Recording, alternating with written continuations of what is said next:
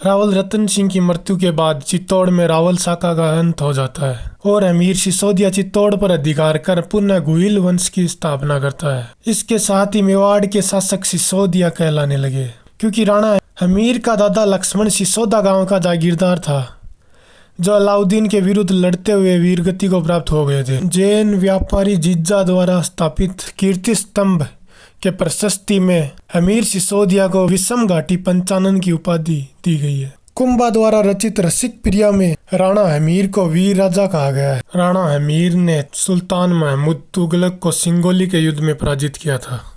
राणा हमीर ने चित्तौड़ में अन्नपूर्णा माता के मंदिर का निर्माण करवाया था। राणा हमीर के बाद उसका पुत्र क्षेत्र सिंह मेवाड़ का शासक बना, जिसे खेता के नाम से भी जाना जाता है। क्षेत्र सिंह ने मालवा के दिलावर खां को पराजित करके मालवा मेवाड़ के संघर्ष का बीज बोया था। किसी सामान्य सी बात को लेकर राणा खेता और बूंदी के नरेश हाड़ा लाल सिंह के मध्य युद्ध हो गया, जिसमें दोनों वीरगति को प्राप्त हो गए।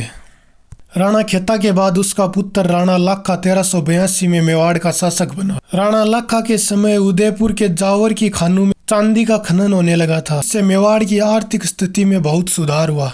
राणा लाखा के समय पिच्छू बंजारे ने पिछोला झील का निर्माण करवाया था। मंडोर से चूड़ा अपनी पुत्री हंसाबाई का रिश्ता लाखा के पुत्र चूड़ा से करने के लिए प्रस्ताव भेजता है, तो लाखा हंसकर बोलते हैं, अब बुड्ढों के लिए कौन रिश्ता लाएगा भला।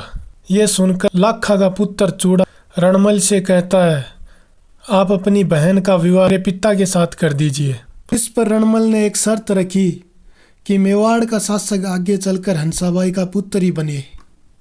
इस पर चूड़ा बोले, मैं एकलिंग जी की शपथ खाकर प्रतिज्ञा लेता हूँ कि मेवाड़ का शासक हंसाबाई का पुत्र ही बनेगा।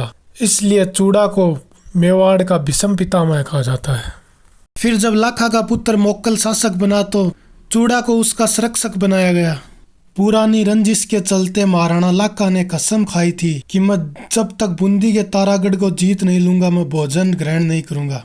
तब लाख कोशिशों के बाद भी तारागढ़ किले को जीत नहीं पाए तो सामंतों के कहने पर एक मिट्टी का दुर्ग बनाया गया और उसकी रक्षा के लिए हाड़ा राजपूत कुंभकर्ण को छोड़ा गया।